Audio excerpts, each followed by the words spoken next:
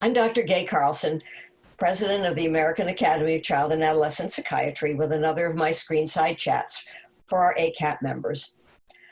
For those of you who are listening for the first time, Screenside Chats are meant to share timely clinical practice and other information from experts on key topics, mostly on COVID-19.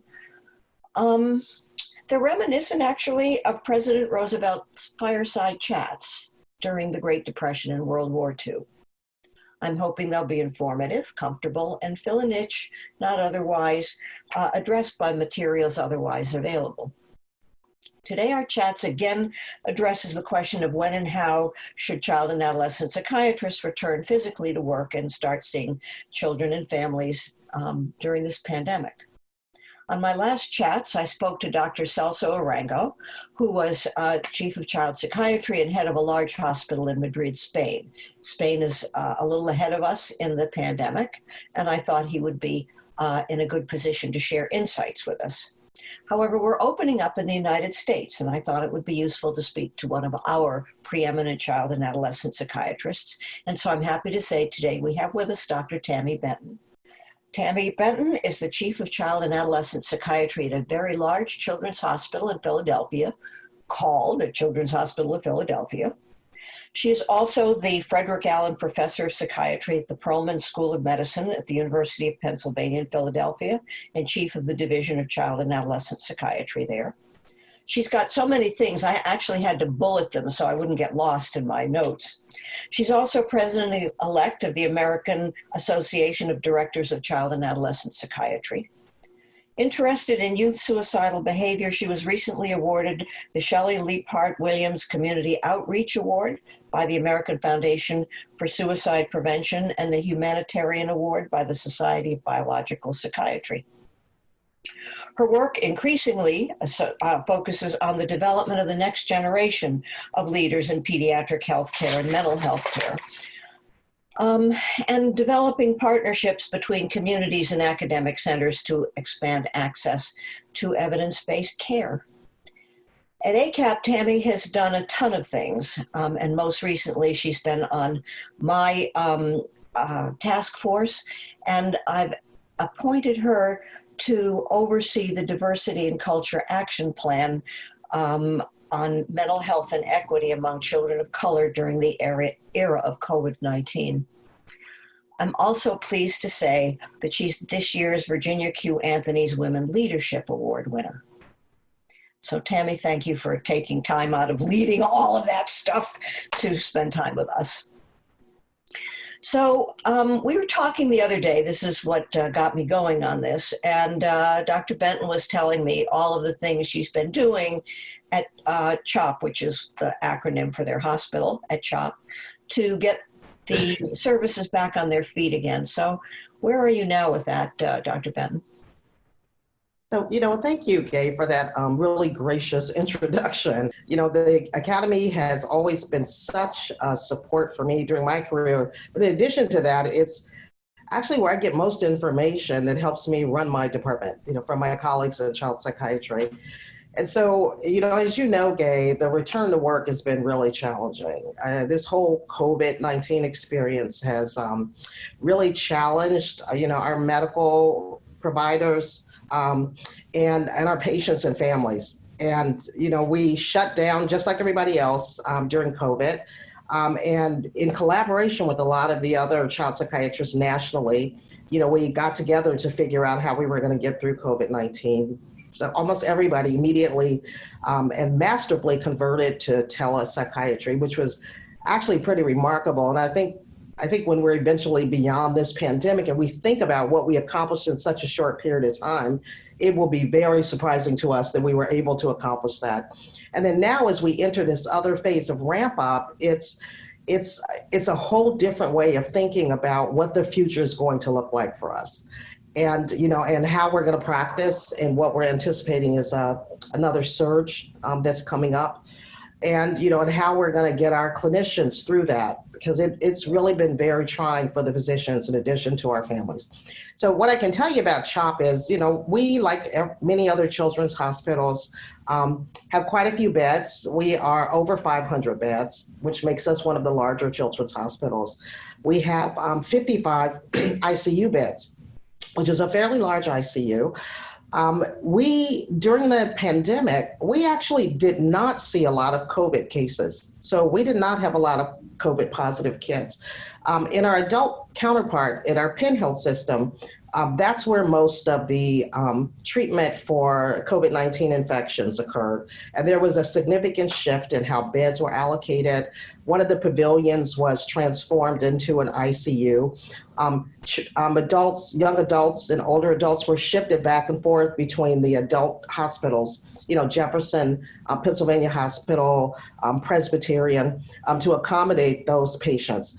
And we eventually made some conversions at CHOP to expand care for young adults, older adolescents, so individuals between 18 and 24, who were not affected by COVID, but had other conditions. So one of the things that we talk about less that occurred during COVID is we prioritized those patients in the most serious conditions, which tended to be our COVID positive patients.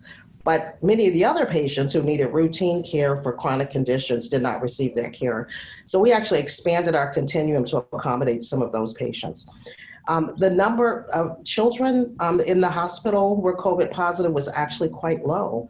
And, in order to assure safety for our staff and for the limited number of kids who were COVID positive, we established, like many other hospitals, special areas of the hospital with adequate ventilation and PPE to safely manage that population. And then we developed pretty rapid testing so we could test our own staff every 4 hours who had actually been exposed.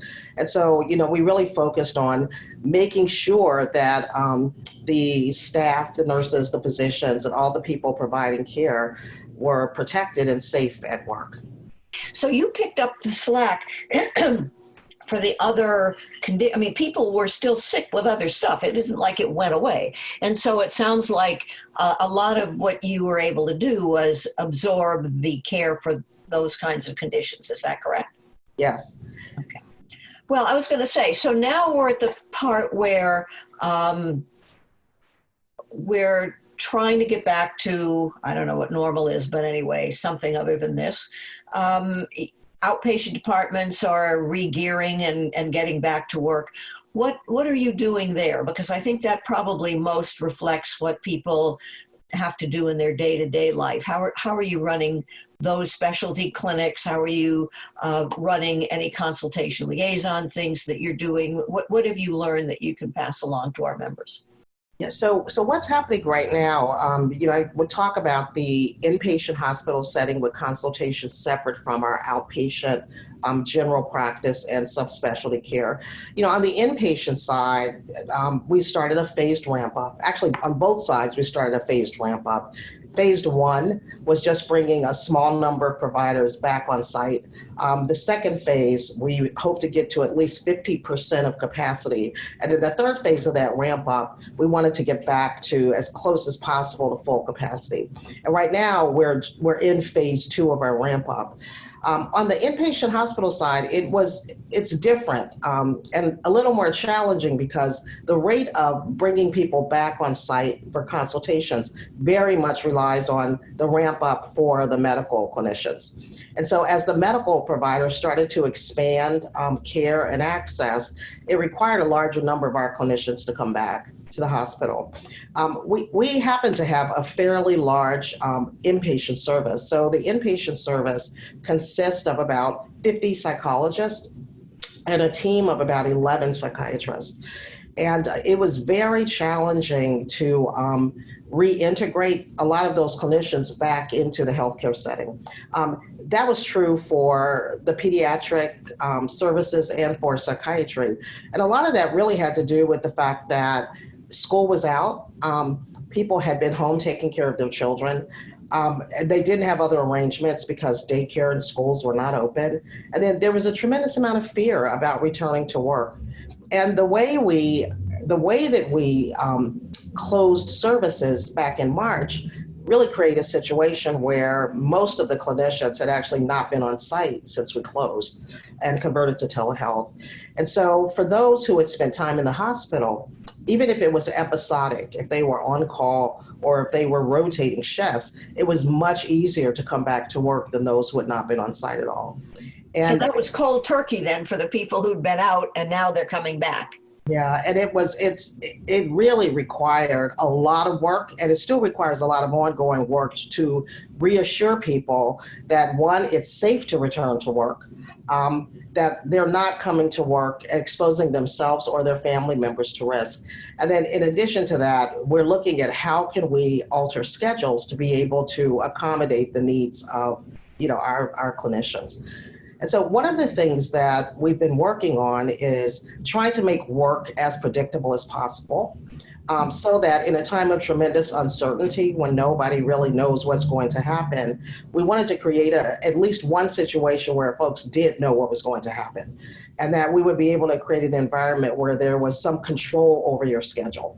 And so we've started to think about how can we offer flexible scheduling. So for the inpatient consultation services, are people willing to work evening hours, late afternoons? Are they willing to work on weekends when they normally wouldn't, if that accommodates their schedule more? Are folks willing to have longer days, fewer days of the week? How do we support people in their work from home? We anticipated that there would be most likely return to work.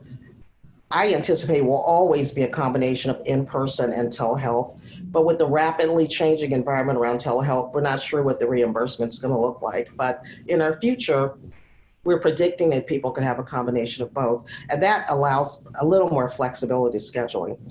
So the phased ramp up for our inpatient teams has to coincide with the phased ramp up for the medical teams. And that's introduced another element of challenge around scheduling. But the hardest part has been getting the clinicians to come back to work. In our hospital, in order to reassure people that they're coming back to a safe environment, all of the chairs and physician leaders agreed to provide a weekly forum where we bring experts together to talk about the risk of COVID, progress with COVID, where are we with vaccines. We do that once a week for the entire medical staff. And that's available virtually? It's available virtually for everyone. So since most people, we're still in small group gatherings, very small group gatherings, we make these virtual faculty meetings where they're recorded, and so people can watch them at their leisure. And during those meetings, there's a tremendous amount of discussion, questions from the people who are actually doing the work. Around, what can we anticipate about immunizations? How do we protect ourselves? What are the latest advances in utilization of PPE? And that's actually been somewhat reassuring, but not entirely reassuring. In our outpatient clinics, one of the things that we've struggled with is accurate and adequate social distancing. So how, in the context of our space constraints, are we able to maintain masking and 6 feet of social distancing, which quite honestly is very challenging. Mm-hmm. And so, we've set up these, diagrams with arrows on the floor, like in the supermarket, of how patient flow happens. And in our first week, we found out it didn't work.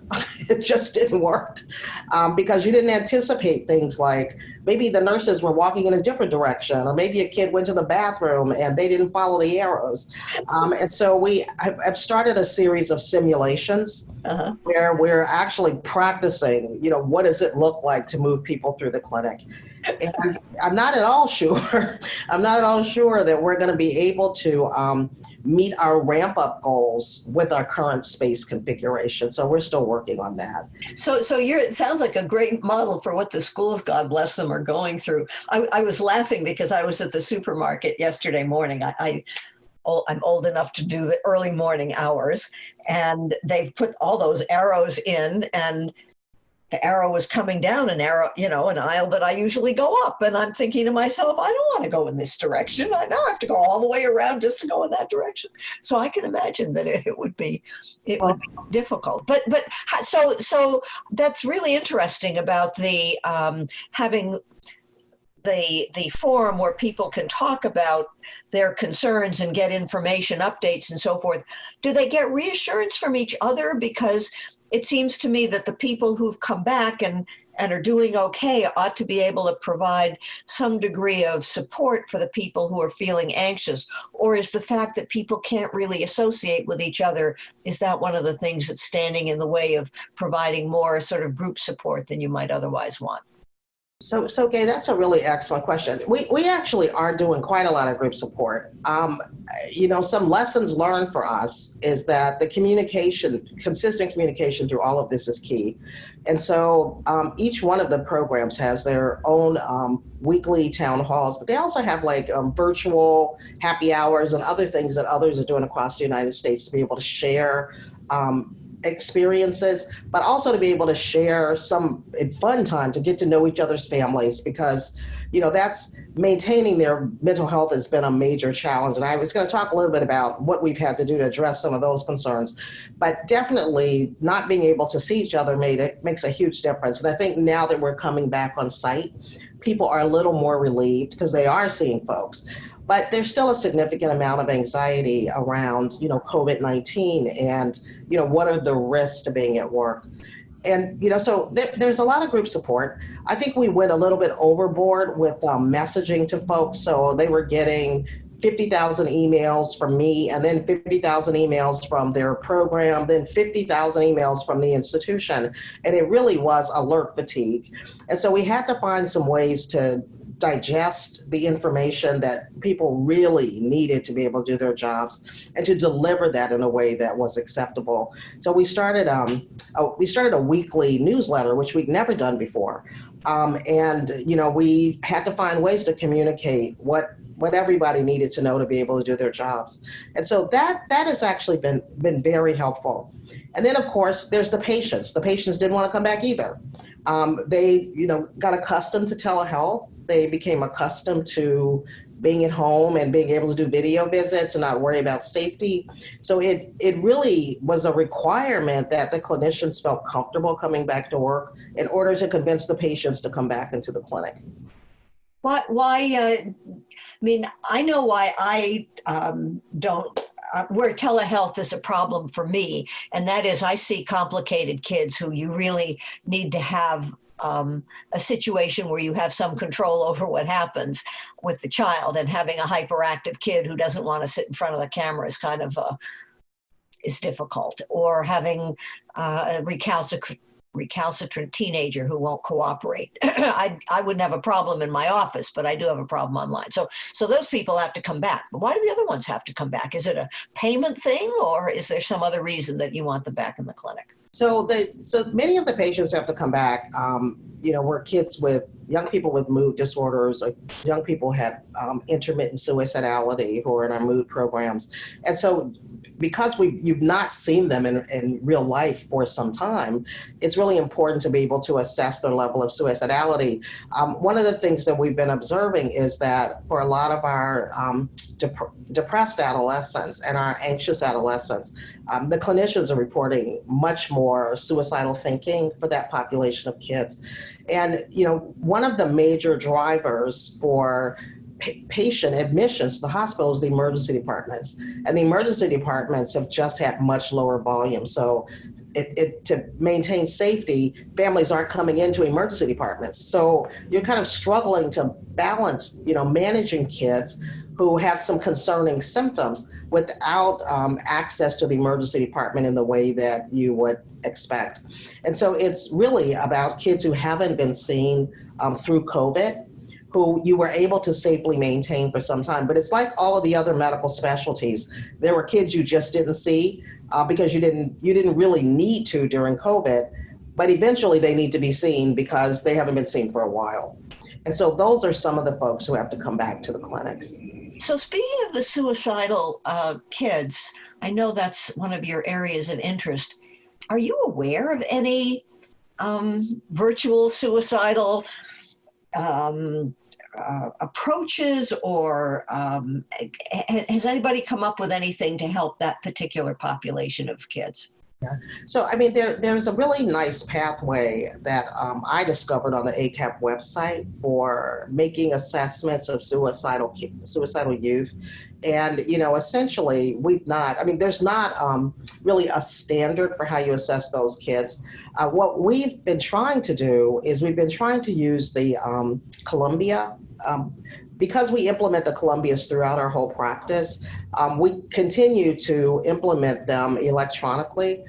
And, we're trying to, we're actually starting to look at what the differences in the Columbia ratings have been for our teenagers pre-COVID and post-COVID, so we can get a sense of whether the Columbia is a good way to gauge how they're doing. But essentially what's been happening is we've started to bring them in, that they really need to be seen. If in fact they were not previously endorsing suicidal ideation, we've brought them in for in-person live visits. And then how do you manage them after that? I mean, here they are, they're feeling shakier, they don't have the, social supports they used to have, et cetera. What do you do then? What's plan B? Yeah. So, some of us have just continued to bring them on a regular basis. I really think for our kids, just like our staff, I think Jim Hudziak's recommendations on focusing on building resilience. And so the partnerships with the parents have to be stronger, and we have to find ways to support their healthy functioning. So, trying to get the kids to get more engaged in exercise, helping them expand their social networks. We're actually still doing group supports virtually. So for those kids who are particularly isolated, we continue to use group support interventions. And then we've been doing more family interventions with the kids that we think are at risk, and we've been bringing them in. But I think the focus on prevention and utilizing resources that can help your mental health that don't necessarily require seeing a professional are really important during COVID-19. And we're finding that for our clinicians as well, Gaye. So, on the issue of getting the clinicians to come back to work and feel more comfortable in their work environment, we really had to develop a whole series of mental health supports for the physicians. I'm going to pull the rug out from under you with this question because I didn't put it on my list, I don't think. But we're going into a period now where people are wanting kids to go back to school. And it seems to me that what we've learned from, or what we're learning from how to manage COVID with our healthcare workers, maybe there's some things that we can take into the school environment. So what would you say in terms of helping? Okay, fine, masks, social distancing. We know that it isn't doing it. It's how to do that that's the problem. But the mental health part, that's our wheelhouse, I guess, is what they say. How are we going to help the teachers? Because if the teachers ain't happy, kids aren't going to be happy. How would you say we should help them? So I think the same approach, basically. The approach we have taken to preparing our healthcare professionals, which really is about education about safety practices, how to keep yourself safe, a good understanding as much as possible of how the virus works based on what we know. So the basic safety education is a major factor in preparing people to receive the rest of the information they need to receive to support kids. The other piece of it is helping folks manage their own anxiety. Okay, and that has been a major focus of what we've had to do for our clinicians. So we set up regular discussions a couple of times weekly. The clinicians actually can call in. We have a group of psychologists and psychiatrists who respond to questions that folks may have about COVID, about uncertainty, about their anxiety, about things that are coming up. And we create regular forums for folks to have those discussions. Another thing that we've been doing for managers, and this is something that we're actually thinking about doing with the schools as well, is developing sort of a training for managers and leaders and teachers to become coaches in their own environment. So we know that most of the folks who come back to work, or most of the teachers who go back to school, will be fine. I mean, they're resilient. Their resilience will be supported, but there's a significant portion of folks who won't. And then how is it that we can help help identify the ones who are struggling and provide supports for them. So we've developed sort of a training model for teachers, for managers, for administrators, for clinical leaders, some basic skills for identifying when individuals are having more distress than is appropriate, or when people are in trouble, or when folks might need more intervention. And they're basic tools like utilizing mental health first aid or psychological first aid, active listening, but we're trying to prepare teams and leaders to be able to support their teams through the return to work. And that is the model that we're using to approach the teachers. Yeah, I think that sounds like a really good idea. When we were talking about setting up your clinics in a way where you would be able to have the kids come in and have their family seen, and it wouldn't be too cumbersome with all of the cleaning and the awkwardness that goes on with it. Did you figure out a way to do that? We were sort of teasing about having screens that were movable, and I don't know what people are doing in their physical clinics, but I wondered how you were solving that physical problem in your outpatient clinics. So we've actually established some protocols for what each clinician should do after seeing every patient. The masking really continues to be a bit of a problem. When you're interviewing younger kids, particularly in the long interviews, you really can't hear them very well. They speak softly. That's problematic with the social distancing. With the observation, we have a lot of observation rooms so that you can amplify the volume. So if you're sitting in the other room, you can actually hear pretty well. But that doesn't work when you have to sit face to face with the young person. In our communication disorder center, they've actually found some masks that have a clearing around the mouthpiece so that you can actually see that person's lips as they're talking. But they've been in very short supply, so that still remains a challenge. The clinicians, have been trying to maintain the 6 feet, but I have to be honest with you, with the way many of the offices are set up, and I'm sure this is true across the United States, 6 foot social distancing is really going to be difficult to maintain. And so the masking and the hand washing becomes more of a priority. The clinicians wipe down all the toys with Oxivir wipes, and they clean the offices after every visit, just because you can't get housekeeping in that quickly. But we're still working through how to make the flow go a little more smoothly. But it's a daily challenge, and it changes on a daily basis. So I wish I could say, Gaye, we've worked it out. We spend a lot of time huddling. We huddle every day, every morning, so that we can talk about what works, what doesn't work, and how we can improve the throughput of patients in the clinics.